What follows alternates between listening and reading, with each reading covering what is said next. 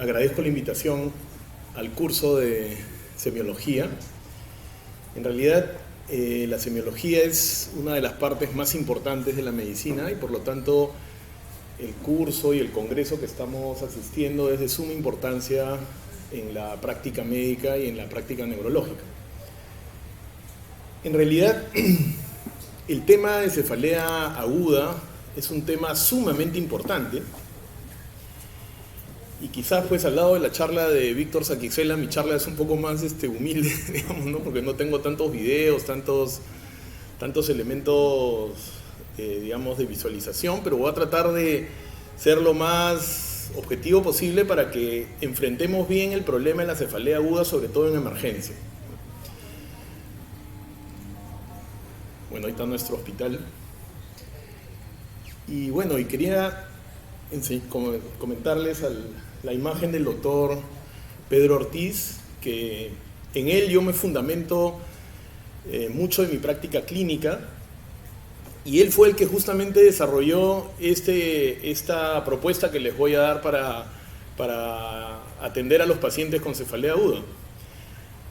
Él, dentro del desarrollo que hizo de su vida como neurólogo, estaba muy preocupado justamente en la historia clínica y en la evaluación de los pacientes en emergencia, y él elaboró una serie de propuestas que las hizo, incluso las publicó en las revistas de neurología, y en una de ellas se encuentra justamente la evaluación de cefalea aguda, que es la que me ha acompañado a lo largo de toda mi carrera.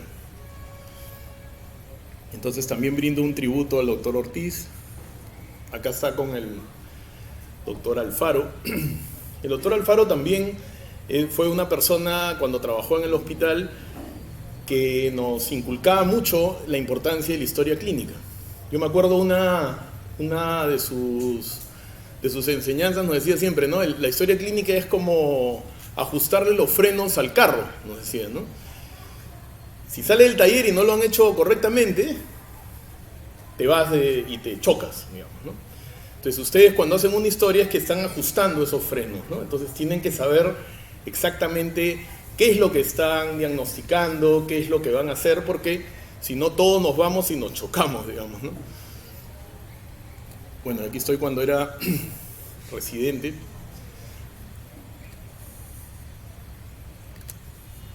Y acá empezamos ya la charla propiamente. Antes que nada quería recordarles algo que dijo este maestro de la medicina, que era Silvio, que trabajaba en la universidad en Venecia, y decía, ¿no? Yo llevo a mis estudiantes cada día a las salas del hospital para que vean ellos mismos a los enfermos y procuro que escuchen las quejas de los pacientes. Después pregunto lo que piensan de una enfermedad, cuáles creen que pueden ser sus causas y qué tratamiento propondrían para curarla. Sobre todo les exijo las razones en que fundan su opinión y después doy mi juicio y receto las medicinas. Esto lo escribió en 1664, ¿no? Entonces, por supuesto, desde las tradiciones más antiguas de la medicina, desde Hipócrates, pasando por las escuelas más grandes de la medicina, siempre se recalcó el hecho de escuchar a los pacientes y el hecho de examinarlos y de estar al lado de ellos, ¿no?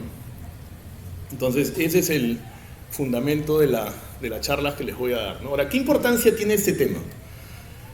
Es importante porque la cefalea es el síntoma más frecuente y es el principal motivo de consulta al neurólogo. E incluso a los no neurólogos, o sea que es un motivo de consulta frecuentísimo, ¿no? Entonces es un síntoma muy importante, ¿no? Ahora, la tercera parte de las consultas médicas son por cefalea, o está incluida la cefalea, ¿no? El 1% representa un trastorno grave y el 10% tiene una etiología secundaria, que es donde nos vamos a enfocar en esta charla, ¿no?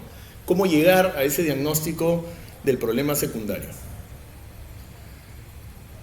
Ahora, cuando un paciente se queja de un dolor de cabeza, puede ser que sea alguna condición potencialmente fatal. Entonces, eso siempre a mí me ha llamado la atención, por ejemplo, que es al revés que el vértigo, ¿no? Cuando el vértigo es muy agudo, muy aparatoso, el vértigo significa que es más benigno, digamos, ¿no? En cambio, en el dolor de cabeza, Los que son más intensos, más graves, esos son los que realmente representan un peligro para la vida de los pacientes. Entonces, estamos frente a un síntoma de ese calibre, ¿no? O sea, es un síntoma que podría reflejar algo muy grave en la persona, ¿no? Entonces, pero también podría ser, por supuesto, de naturaleza benigna, ¿no? Por eso, tenemos que evaluar siempre de forma completa al paciente que tiene dolor de cabeza, sobre todo si estamos en emergencia, ¿no? Y si la causa no puede ser definida con facilidad, o sea, no podemos definir exactamente qué es lo que está teniendo el paciente, es mejor admitirlo. Que la clásica de emergencia es, porque parece como que la misión de los de emergencia es que tienen que despejar la emergencia, ¿no? Entonces, a veces a los que tienen dolores de cabeza, que tienen cierta gravedad, igualitos les dan sus analgésicos y los mandan a su casa, ¿no? Entonces es muy... O sea, fue la oportunidad de repente exacta para que se cure de algo grave y lo terminan enviando a la casa, ¿no? Y por supuesto se ha generalizado el uso de tramal, entonces tramal es tramal para todo, ya tramal para el dolor de cabeza y se va a la casa, digamos, ¿no? Entonces, pero si nosotros tenemos dudas, yo me acuerdo que el doctor Alfaro siempre me decía, ¿no? Cuando se te pase así por la cabeza de que un paciente puede tener meningitis, hazle una punción lumbar. Por supuesto, en emergencia, cuando yo era residente, ya se corrían de mí, ¿no? Porque terminaba haciendo la punción lumbar a mucha gente, ¿no? Pero detecté cantidades de meningitis, ¿no? O sea, porque ese es el asunto. Digamos, el momento que está viviendo el paciente al acudir a emergencia. Miren, cualquiera de ustedes, si les da un dolor de cabeza, no va a emergencia. Entonces, a veces minimizamos el hecho de que una persona ha ido a emergencia por dolor de cabeza, pero es una situación en que debe ser un dolor de cabeza especialmente importante, ¿no? O sea, no es cualquier dolor de cabeza, ¿no? Entonces, si no nos queda claro, adentro, ¿no? Y la observación forma parte del proceso diagnóstico de un médico. Entonces, en unas horas o en unos pocos días, de repente se aclara el asunto, ¿no? Ahora, espérense, acá me he equivocado. ¿Y qué son estos dolores secundarios o sintomáticos de dolores de cabeza, ¿no? O sea, esto engloba un amplio y heterogéneo grupo de entidades. En realidad, no es un solo tipo, ¿no? Son varios tipos, pero el dolor forma parte, o sea, el dolor de forma aislada es asociado a otros síntomas clínicos, es la queja principal, ¿no? Eso es a lo que me refiero cuando digo cefalea sintomática o cefalea aguda, ¿no? O sea, el dolor de cabeza es lo principal. Entonces, y el paciente efectivamente viene y te dice, doctor, me duele la cabeza, ¿no? O sea, ese es mi problema, ¿no?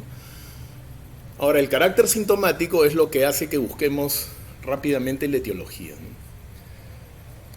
Y les voy a mostrar un pequeño caso de una persona que atendí en emergencia algunos años atrás y que ejemplifica lo que les he estado diciendo hasta ahora, ¿no? Ella era una mujer de 38 años, era ama de casa, tenía hijos, ¿no? Y 7 días antes de llegar a emergencia, ella presentó un problema de inicio brusco y de un curso progresivo, ¿no? Se caracterizaba por un dolor que empezó de forma súbita, brusca, ¿no? Global. Ella me dijo que era como si lo hubiera, como un estallido, ¿no? Y se asoció a vómitos en el momento en que le dio el dolor. Pero yo la estaba recibiendo una semana después de ese evento. Pero un día antes de que llegara acá al hospital, un día antes, se le cayó un párpado, el párpado izquierdo, y empezó, por supuesto, antes a ver un poco doble, ¿no? Ahora, ella cuando fue a la emergencia, por ese dolor que tuvo de estallido, brusco, súbito, global, con vómitos, los médicos que la atendieron en otra entidad hospitalaria, le dijeron que era una migraña, ¿no? Y como la vieron nerviosa, la vieron un poco alterada la señora, le dijeron a su familia que por favor se la llevara a la casa, que ya le iba a pasar y que no tenía nada grave, ¿no? Entonces ella me contó que los días que estuvo en su casa el dolor fue insoportable, ¿no? Y su familia le decía todo el tiempo, pero el médico te ha dicho que no es nada grave. Ya va a pasar, ya va a pasar, ya va a pasar, ¿no?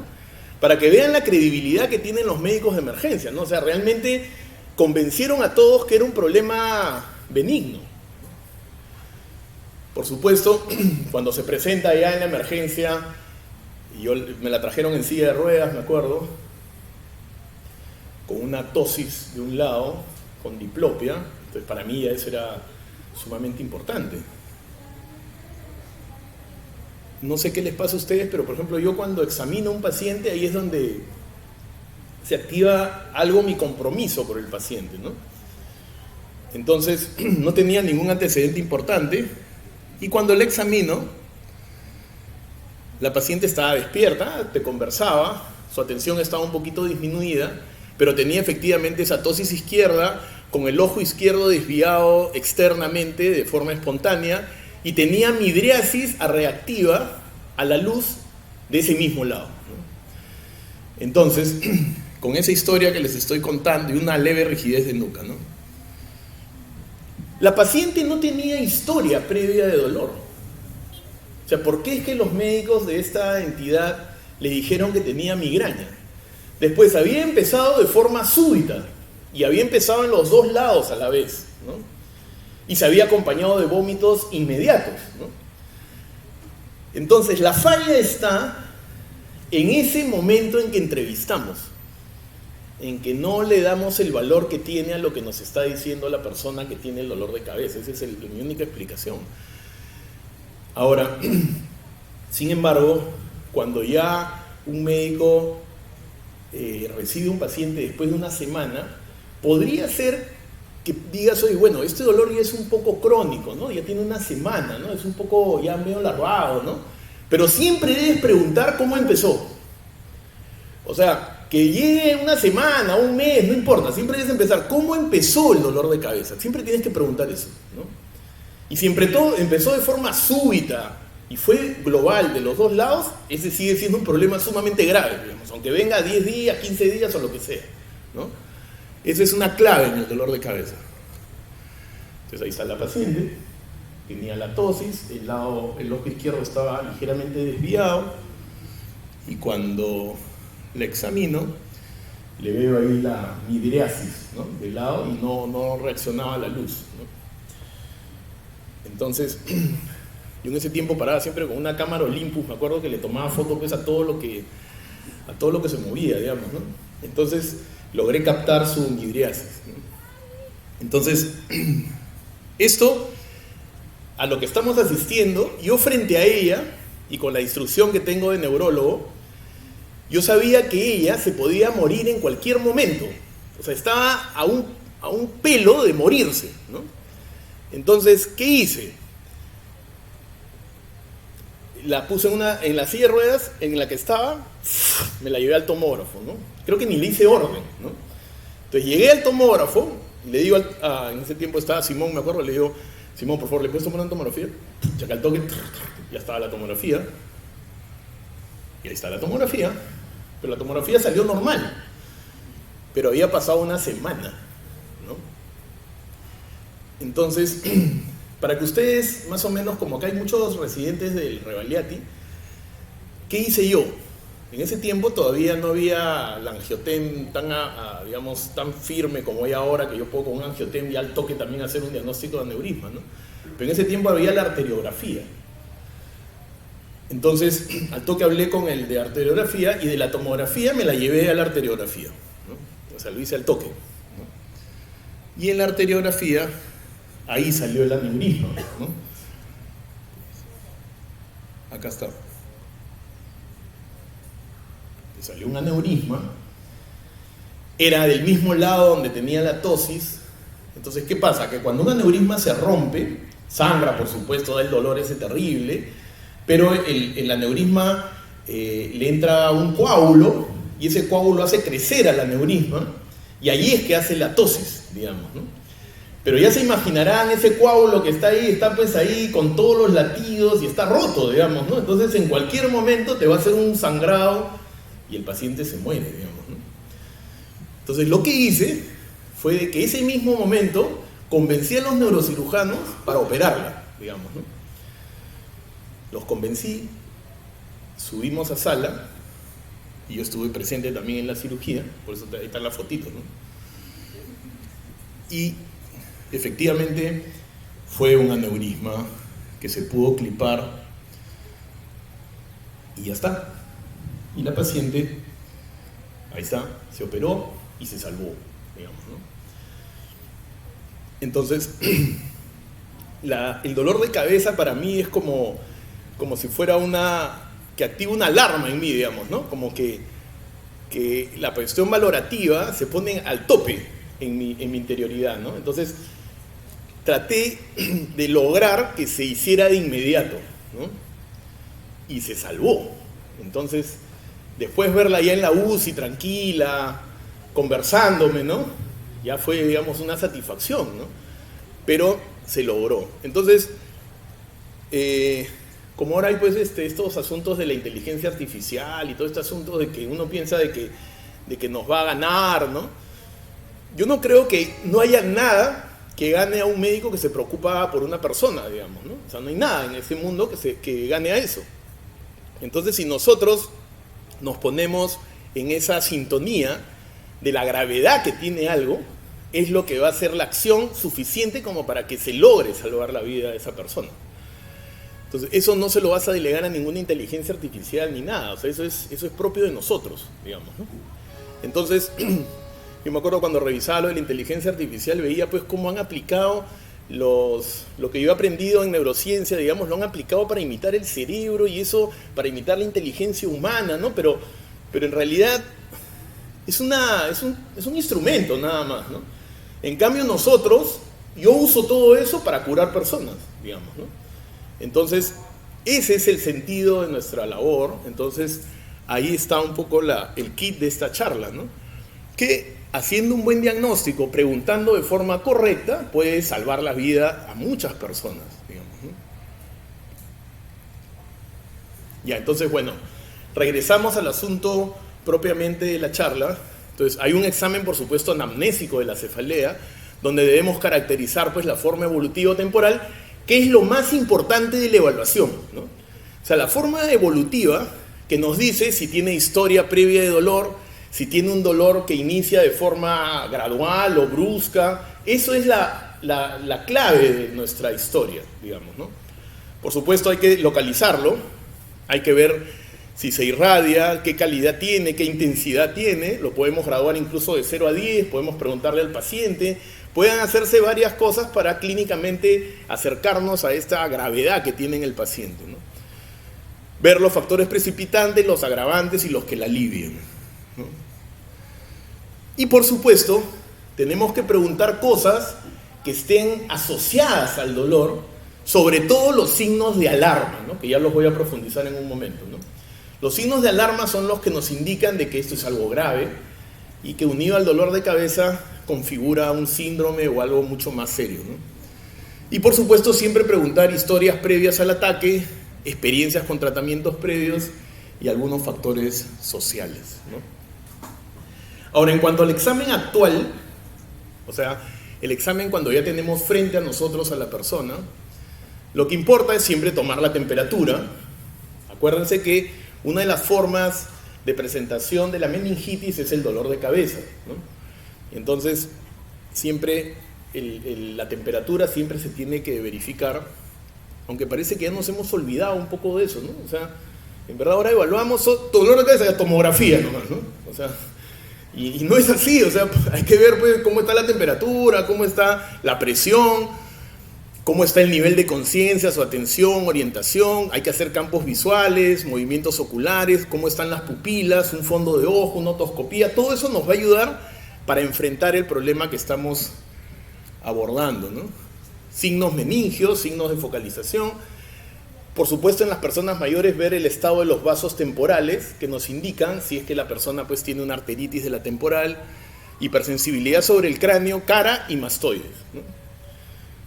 Entonces, ¿por qué, por ejemplo, cuando una persona viene a la emergencia con un dolor abdominal, ¿por qué el cirujano, los médicos la examinan, ven, pues le hacen rebote, le hacen todas sus cosas? ¿Y por qué cuando viene con un dolor de cabeza no le examinamos la cabeza, ¿no? O sea, es algo contradictorio completamente en nuestra práctica médica. Tenemos que examinar, o sea, tenemos que examinar los ojos, tenemos que examinar la boca, tenemos que examinar los puntos dolorosos, los posteriores, o sea, tenemos que hacer un examen buscando dónde está el origen de ese problema, ¿no? Entonces hay que, digamos, direccionar nuestro examen con lo que estamos teniendo como problema, ¿no? Ahora, si por supuesto le duele más un lado, esa zona la verificaremos con mucho más detenimiento, ¿no? Ahorita vamos a ver un poco ese esquema.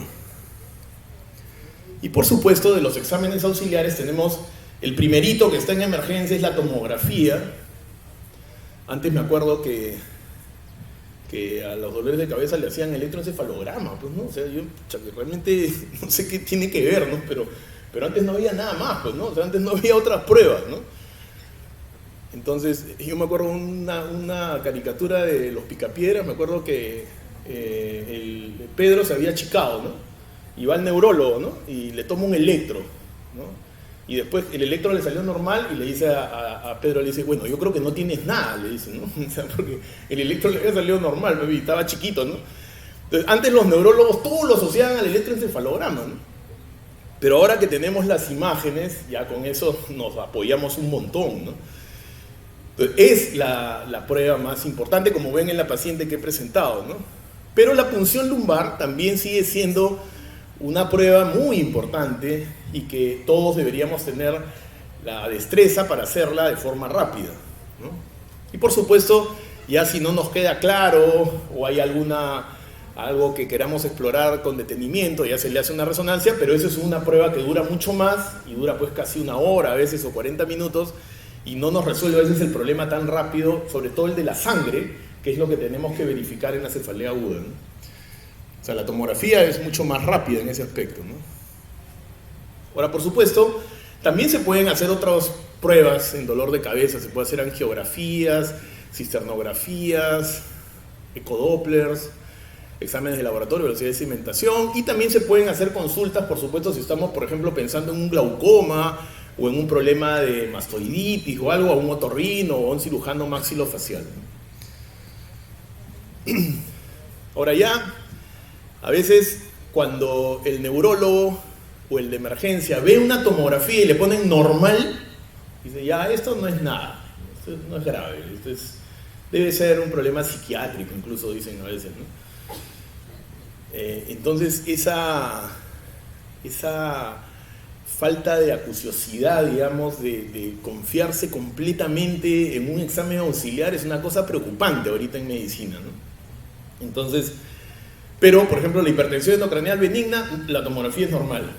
En la aracnoiditis la tomografía es normal. En el Arnold Chiari la tomografía es normal. En la cefaleas asociadas a uso de sustancias, retiro, hipertensión, enfermedades metabólicas, inmunológicas, infecciones, o sea, hay muchísimas enfermedades que tienen tomografía normal, entonces no hay que confiarnos en solo eso, ¿no? Que ya el examen de imágenes es normal, entonces el paciente no tiene nada. Y por supuesto, ya como les dije hace un rato, el electroencefalograma pues nada que ver, ¿no? Y a veces el diagnóstico solo se establece con un seguimiento estrecho del paciente, ¿no? Entonces, cuando un paciente viene a la emergencia con dolor de cabeza, el objetivo clínico es ver si no tiene un dolor secundario. O sea, las cefaleas primarias, dejémoslo para el final, digamos, ¿no? Pero si está viniendo a emergencia, aunque tenga migraña, o sea, aunque sea un paciente migrañoso, acuérdense que 1 de cada 5 mujeres sufre de migraña. Entonces, aunque sea migrañosa, hay que examinarlo, porque está en emergencia, digamos, ¿no? Y yo he tenido pacientes con migraña y meningitis, migraña, encefalitis, migraña y un montón de otras enfermedades, ¿no? Entonces, porque es demasiado frecuente la migraña para que nosotros hagamos un razonamiento simple y digamos, es migraña nada más, ¿no? O sea, no hay que ser así tan rápidos, hay que hacer un examen. Porque acuérdense que el diagnóstico de migraña es con examen neurológico y físico normal, ¿no? Esa es una condición para decir que es migraña. Entonces el objetivo es irnos hacia todo lo secundario en emergencia, ¿no? Y por supuesto una cefalea aguda, global, es una hemorragia soranoidea hasta que no demostremos lo contrario, digamos, ¿no? Entonces tenemos que pensar siempre en ese diagnóstico, que es el más grave que podemos enfrentar en una emergencia. Ahí está. La tomografía nos ayuda. Y es bueno, a veces, por ejemplo, una vez me acuerdo que estaba yo en el tomógrafo y veo pues una hemorragia soranoidea terrible, ¿no? Que invadía hasta los últimos ya espacios subaracnoideos que tenía el paciente. Le tomé varias fotos y la analicé en mi casa, pero al detalle todo para ver, porque a veces solo queda una partecita, a veces después, sobre todo que han pasado unos días, ¿no? Y tú tienes la curiosidad de ver todas las cisternas, todas las surcos de la convexidad, todo para buscar eso, ¿no? Y una vez me acuerdo el doctor Pereira, yo estaba en emergencia y me pone una placa así, ¿no? Me dice, a ver más, ¿qué ves acá? Me dice. Chequeo yo. Digo, acá hay una hemorragia soranoidea, le digo. Y me dice, la paciente murió. Me dice, y le dieron de alta en la emergencia. Entonces él me venía a cotejar eso, ¿no? Que sí se podía diagnosticar el caso. Pero ustedes tienen que ver en todo. Entonces, la valoración de alguien que viene con cefalea aguda, súbita, es que ustedes tienen que ponerle el ojo al mínimo detalle. O sea, no una cosa así, ya está, no. Se tiene que ver muy profundamente y buscar, incluso a veces en el ventrículo se ve una pequeño nivelito de sangre también a veces, ¿no? Entonces hay que buscar al detalle la sangre. Y ahora tenemos el angioten, que es mucho más fácil, ¿no? Ahora, ¿cuándo indicamos tomografía si el paciente está en emergencia? Cuando tiene un dolor de cabeza explosivo, esa de todas maneras, o tipo estallido, esté donde esté, aunque estemos pues en el último pueblo del Perú, tenemos que enviarlo a un lugar que tengan tomógrafo, digamos, ¿no? Si es una en estallido, ¿no? Ahora, cuando evoluciona de forma subaguda y cambia su curso y empeora rápidamente, ahí también hay que tomarle una tomo. Cuando se asocia a síntomas de alarma, diferentes, por supuesto, focales, diferentes a la aura migrañosa, cuando se asocia, por supuesto, a papiledema o rigidez de nuca, cuando se asocia a fiebre no explicado por alguna enfermedad sistémica, cuando hay signos de hipertensión endocraniana, cuando no la podemos clasificar fácilmente el dolor y cuando hay dudas diagnósticas, sobre todo cuando el paciente está marcadamente ansioso, ¿no? Ahora, ¿cuáles son esos síntomas de alarma que debemos tenerlos presentes, ¿no? Cuando empieza de forma súbita, ya esa es una alarma, ¿no? Cuando empeora, por ejemplo, un paciente tiene migraña, ¿no? Viene sus dolores, 3 cada mes, 2 cada mes, y en eso dice, doctor, este dolor no es como siempre, este dolor me está viniendo ya 5 días seguidos y no me para, ¿no? Ya, ese es un signo de alarma, por ejemplo, ¿no? Cuando se aumenta, por supuesto, de frecuencia e intensidad creciente, cuando tiene una localización estricta en un solo lado y no es un dolor primario, ¿no? Cuando se asocia a problemas de conducta, comportamiento, crisis epiléptica, alteraciones focales, papiledema, fiebre. Acá vemos, por ejemplo, signos meningios.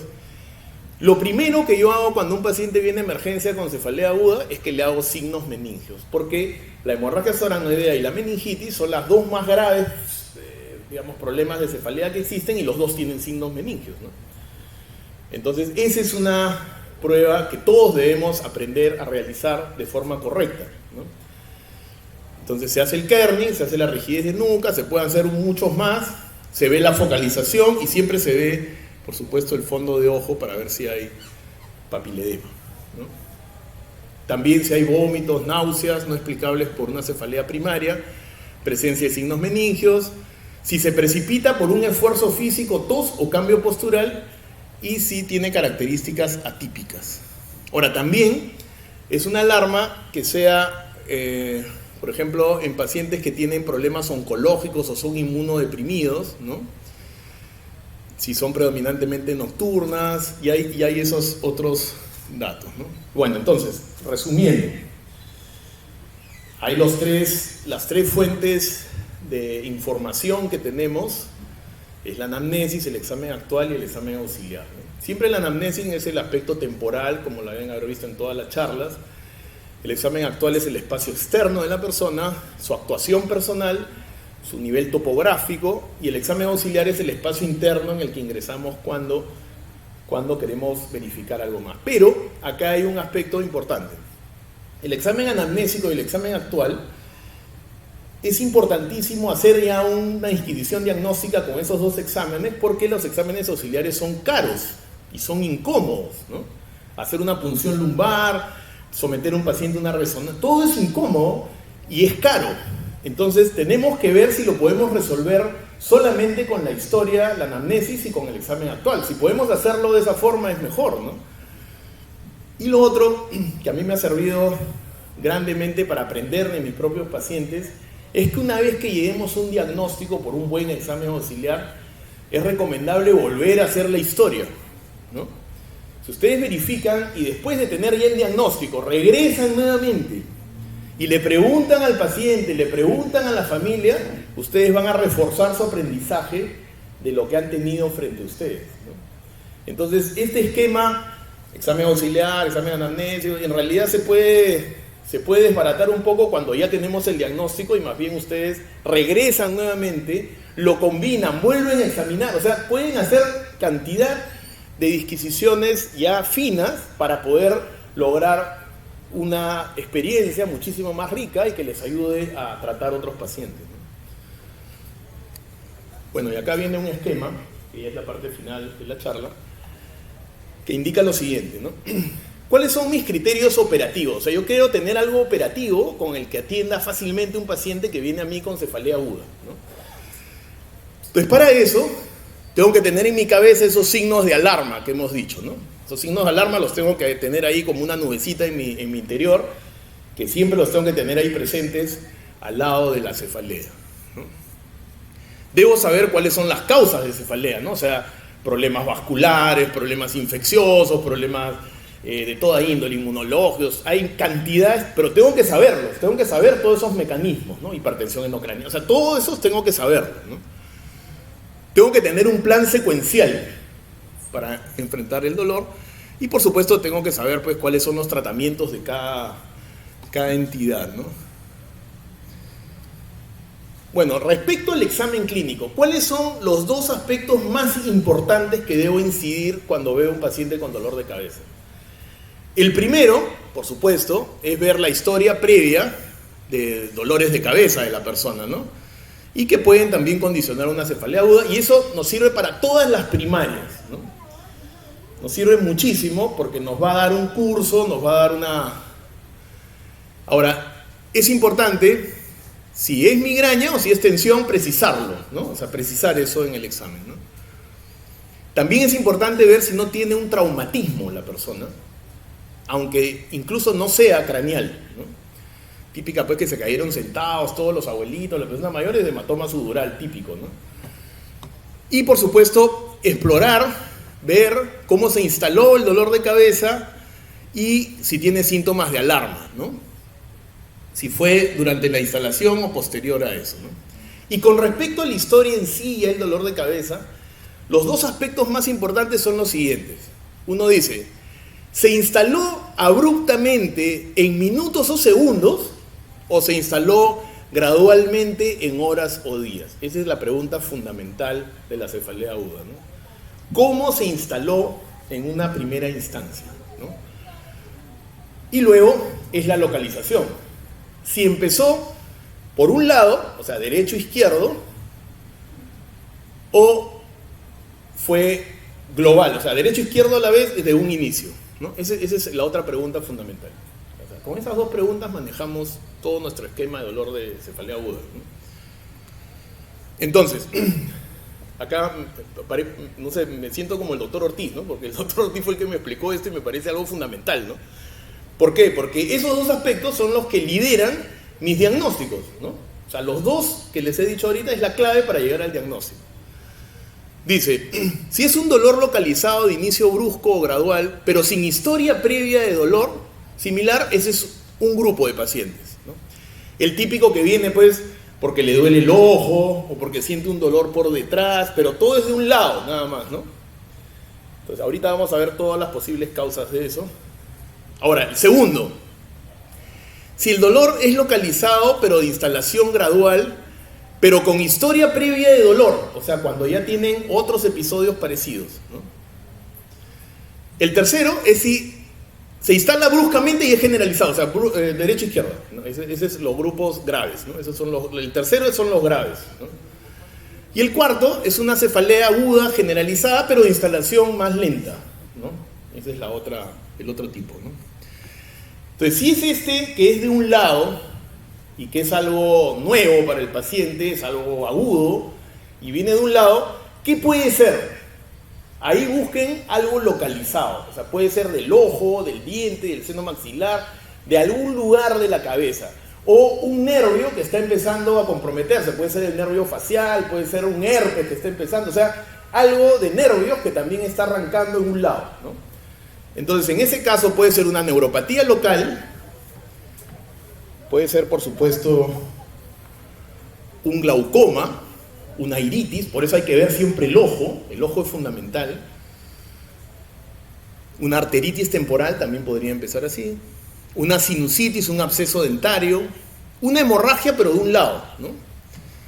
Intraventricular o cerebelosa. Un primer episodio de migraña, es posible, el primer episodio, pero ese paciente va a terminar de todas maneras con tomografía, ¿no? Un trauma craneal local o una disección carotidia o vertebral, que también da dolor en un lado, ¿no? Entonces, ahí está, esos son los posibles causas y eso es lo que vamos a buscar si es que pedimos algún examen auxiliar. Acá está una típica paciente que tuvo neuropatía del tercer nervio y era diabética, le dio un seguimiento de varias semanas y al final se curó, ¿no? Pero en ese caso la pupila es normal, ¿no? Típica parálisis facial, también empieza siempre por un lado, ¿no? Le duele hasta que se paraliza. Pero siempre hay que hacer un examen minucioso. Cuando está doliendo solo un lado y es en la parte posterior, puede ser o una mastoiditis o podría ser una parálisis facial que está empezando, pero hay que examinar bien ese lado de la cara, hay que hacerle insuflar los cachetes, ¿no? Para ver cosas finas de dolor, ¿no? de debilidad. Una hemorragia lobar y la típica sinusitis, ¿no? O sea que yo a todos los residentes les hago ver siempre los senos paranasales, digamos, ¿no? Pero yo en Lima realmente es tan frecuente la sinusitis, pero la más fea de todas es la efenoidal, ¿no? Que parece incluso hasta hemorragia soranoidea a veces, ¿no? Pero siempre hay que ver en el tomógrafo, cambian de ventana, cambian a cabeza y cuello, cambian a ventana ósea y al toque ven los senos paranasales y ven las mastoides en la parte posterior y eso les ayuda un montón a dolores agudos de un lado, ¿no? Ya, entonces el punto 2, cuando es 2, ¿no? Tiene dolor localizado de instalación gradual, pero con historia previa de dolor. O sea, siempre le duele un lado, pero tiene historia previa. Esa es típica, pues, crisis de migraña, clúster, o una neuralgia occipital, o algún tipo de cefalea trigémino autonómica, o algo de ese tipo, pero es de un lado, nada más, ¿no? Pero ese es benigno, porque eso es crónico, típico, primario, ¿no? La tercera es la más grave, paciente que tiene dolor de cabeza generalizado, pero de instalación brusca, ya ese es el que tiene que ir al tomógrafo rapidito, digamos, ¿no? Hemorragia soranoidea o hemorragia intracerebral, o sea, las dos son graves, ¿no? Ya, típica de la migraña. No sé por qué siempre los pacientes se cogen así, ¿no? No sé por qué. Le tomé una foto una vez a una pacientita, típica con migraña. Acá esto es una hemorragia soranoidea, pero esta fue una hemorragia soranoidea que le di seguimiento porque fue una perimesencefálica, nada más, ¿no? Eso es por venas, ¿no? Pero me pareció interesante que después se curó y no tuvo ningún aneurisma ni nada.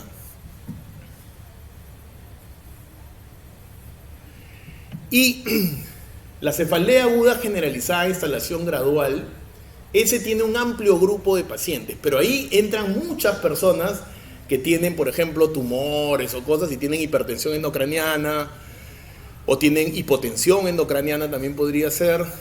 Ahí incluye, ponte, trombosis venosas, descompensaciones de tumores, ¿no? Rápidas descompensaciones de un tumor cerebral, exacerbación de un dolor depresivo ansioso crónico, meningitis si se asocia a fiebre y a signos meningios, enfermedades sistémicas, lupus, hipertensión, fármacos o su retiro, o un episodio de migraña especialmente, pues, intenso y prolongado, ¿no? Bueno, ahí tenemos la meningitis, el hematoma subdural, y con eso acabé, ¿no? Entonces, bueno, he querido hacer una charla un poquito corta, pero he tratado de incidir en lo que les es útil para evaluar y enfrentar un problema que es sumamente importante y que puede salvar la vida de muchas personas, ¿no? Y lo otro es que para muchos de esos problemas de cefalea hay tratamiento, ¿no?